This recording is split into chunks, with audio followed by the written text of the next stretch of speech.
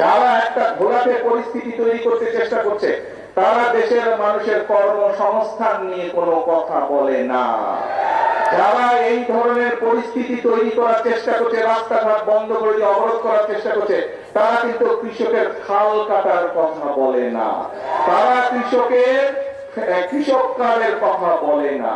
যারা এই ধরনের অরাজক পরিস্থিতির সৃষ্টি করার চেষ্টা করছে, তারা কিন্তু ছোট ছোট গ্রামের মাসুম বাচ্চারা কিভাবে স্কুলে খালি পায় যায় সেই দিকে তাদের খেয়াল নাই, তাদেরকে নতুন পোশাক দেওয়ার কথা বলে না। প্রিয় ভাই বোনেরা, আজকে যারা দেশের এইরকম পরিস্থিতি তৈরি করতে চায়, তাদের ব্যাপারে আপনাদেরকে সতর্ক থাকতে হবে, কারণ তারা অরাজক পরিস্থিতি সৃষ্টি করতে চাইছে। তারা যদি অরাজক পরিস্থিতি সৃষ্টি হয়, এই খাল কাটা বন্ধ হয়ে যাবে সারা বাংলাদেশে। ক্ষতিগ্রস্ত কে হবে? তারা যদি অরাজক পরিস্থিতি সৃষ্টি করে, তাহলে ফ্যামিলি কার্ডের যে বিতরণ, সেই বিতরণ বন্ধ হয়ে যাবে। ক্ষতিগ্রস্ত কে হবে? তারা যদি অরাজক পরিস্থিতি সৃষ্টি করে, তাহলে কৃষক কার্ডের বিতরণ বন্ধ হয়ে যাবে। ক্ষতিগ্রস্ত কে হবে? তারা যদি অরাজক পরিস্থিতি সৃষ্টি করে, তাহলে ইমাম সাহেবদের, মুয়াজ্জিন সাহেবদের, খতিব সাহেবদের, অন্যান্য ধর্মের যে ধর্মগুরু আছেন, তাদের সম্মানী দেওয়া বন্ধ হয়ে যাবে। ক্ষতিগ্রস্ত কে হবে?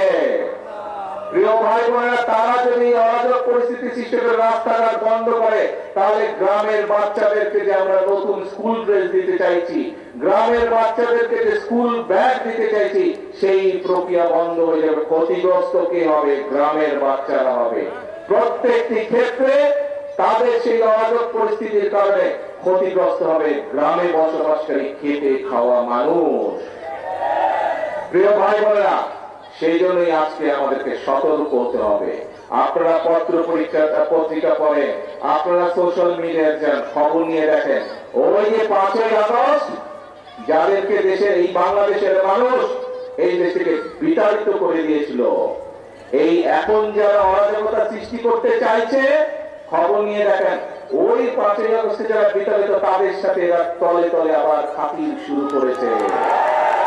যেইভাবে 96 সালে করেছিল, যেইভাবে 86 সালে করেছিল, তাদের সাথে নতুন কয়েকটি লেজও গজিয়েছে, সুন্দর ছোট ছোট লেজও গজিয়েছে। প্রিয় ভাই বোনেরা, কাজেই আমরা এই দেশ থেকে স্বৈরাচারকে বিদায় করেছি। বাংলাদেশের জনগণ রাজপথে নেমে স্বৈরাচারকে বিদায় করেছে এই দেশ থেকে। যেই স্বৈরাচার বাংলাদেশের মানুষের ভোটের অধিকারকে কেড়ে নিয়েছিল, যেই স্বৈরাচার বাংলাদেশের মানুষের কথা বলার অধিকার কেড়ে নিয়েছিল, যেই স্বৈরাচার বাংলাদেশের খেটে খাওয়া মানুষ, গ্রামে বসবাসকারী মানুষের সকল প্রকার উন্নয়ন বলাকে বন্ধ করে দিয়েছিল, সেই স্বৈরাচারকে এই বাংলাদেশের মানুষ, ছাত্র জনতা এক রাজপথে একত্রিত হয়ে তাদেরকে এই দেশ থেকে বের করে দিয়েছে।